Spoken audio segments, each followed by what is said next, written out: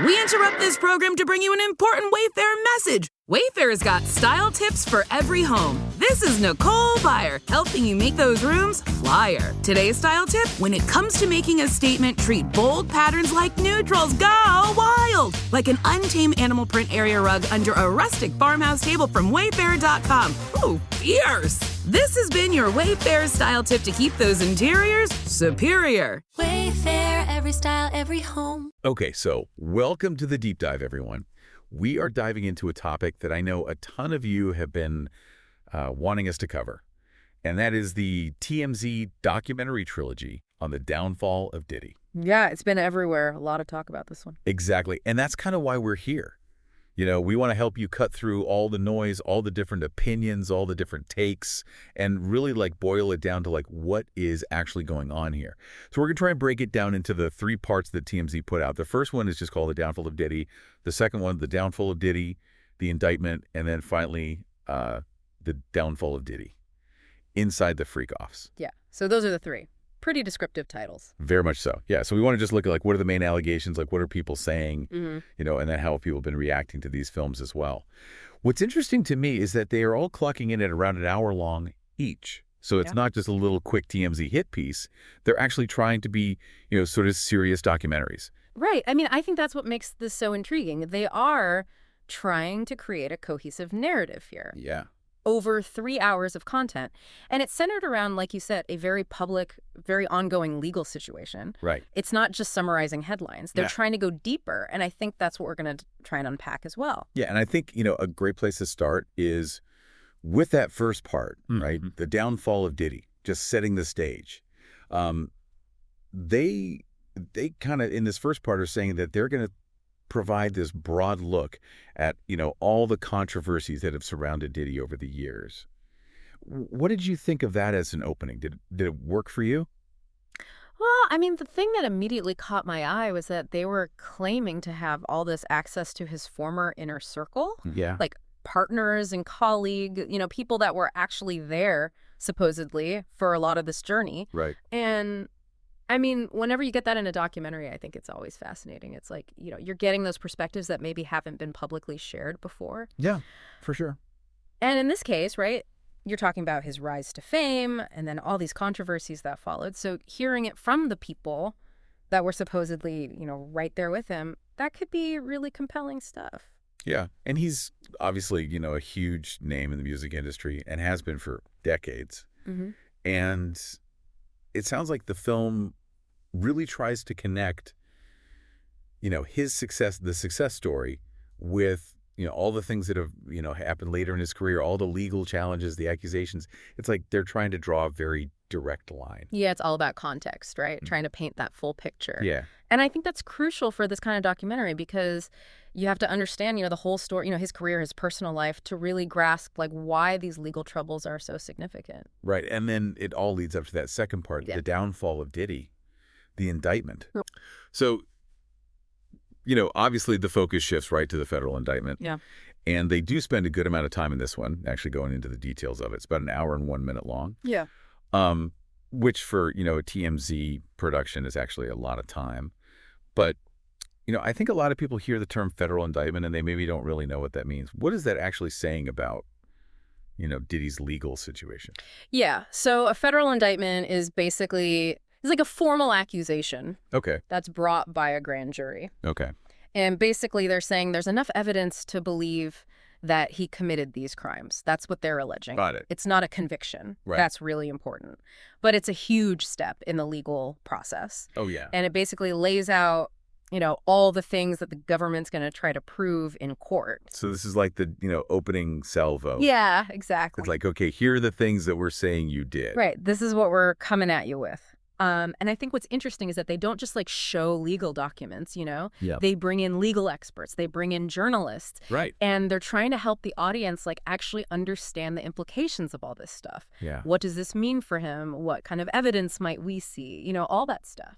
And also the fact that they say that they have people who are directly involved in the case. So then that's another interesting wrinkle there that, maybe we're going to hear from people who have a direct connection to the legal proceedings. Yeah, absolutely. And those first-hand accounts can be really powerful, Yeah. but you also have to remember that those people might have their own biases. Oh, for sure.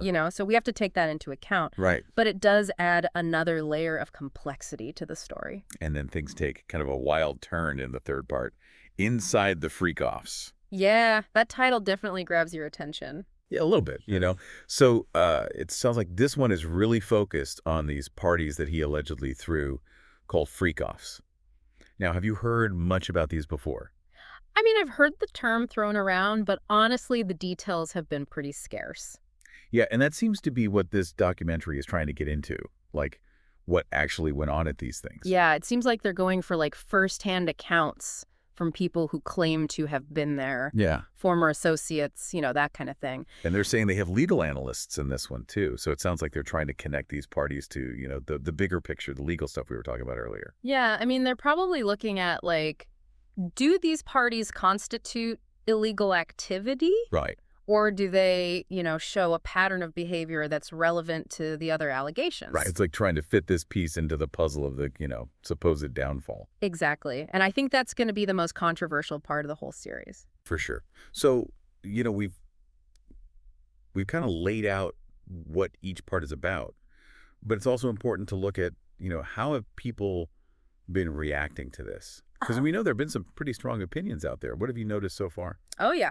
There's definitely been a mixed bag of reactions. Yep. And I think that's pretty typical for a documentary like this, especially when it's about someone as well known as Diddy. Yeah. People come in with their own, preconceived notions and baggage. Right. But it's been interesting to see the different ways people are interpreting the same information. Yeah. On the one hand, we've seen people really praising the documentaries, saying that it's this really in-depth look at these serious accusations. There's this one Reddit comment that's kind of gone viral. The person wrote, "The fall of Diddy was really good, but very disturbing. It really showed how sick he is. He's definitely a predator in so many ways. I hope he never sees the light of day." Yeah. So, they were pretty convinced by what they saw. Right. And that reaction, I think, speaks to how powerful storytelling can be, even in a documentary. Oh, yeah. Like, the way they presented the information really resonated with this person, and Yeah. it reinforced their negative views of Diddy. Yeah. And, it definitely made them feel strongly. Exactly. And I think that's something we have to be mindful of when we watch documentaries, Yeah. about how is the information being presented and how is that influencing our emotional response. Right. But then on the other hand, you have people who are criticizing the documentaries, saying that they basically rehashed a lot of old news and didn't really reveal anything new. There was an IMDb review that said, "This was clearly made in a rush and is filled with junk news from TMZ's prior reportings. You won't learn anything new, and all the stories are ones you've already heard about." Yeah. So they were definitely not impressed. And that's a fair critique, I think. Yeah. Especially for people who have been following the story closely. Yeah. If it's just regurgitating old stuff, then where's the value? Right. What am I getting out of this? Exactly. And it kind of highlights that challenge of making a documentary about something that's still unfolding. Like, you want to be timely. You want to get it out there while it's still relevant, but you also want to make sure you have something new to say. Absolutely. And I think that's a tension we're going to see more and more as documentaries become, even more popular and even easier to produce. For sure. So yeah, it's fascinating to see, kind of both sides of this coin. Some people see it as this huge expose, and other people see it as kind of a rehash. But I think no matter what, it's definitely sparked conversation. And, if you're interested in checking it out for yourself, all 3 parts are on Tubi. Yeah, definitely check it out and form your own opinion. Yeah. And that first one, like I said, is about an hour and 8 minutes. So you can kind of, get a sense of the time commitment there for each one. Yeah, they're definitely meaty episodes. Yeah. So let's just kind of recap what we've talked about. Part 1, the downfall of Diddy, introduces all those different allegations against him. And they rely a lot on interviews with people who used to be in his inner circle. Right. And then we move to part 2, the downfall of Diddy, the indictment, which really dives deep into the specifics of those legal charges. Right. And then we wrap it up with Inside the Freakoffs. Yeah. That one gets into the nitty-gritty of those alleged parties. Yeah, and they're trying to link those parties to the broader accusations against him. Right. And we talked about how the public reaction has been all over the place. Some people think it's really revealing, while others think it's just a rehash of old news. Yeah, exactly. So as you think about all this, I think there's a bigger question here. How do these kinds of documentaries, especially the ones that are produced so quickly, how do they affect how we understand these really complex legal situations, Right. especially when they involve high-profile people like Diddy. I Mm. mean, are they shaping public opinion more than they're actually providing new information?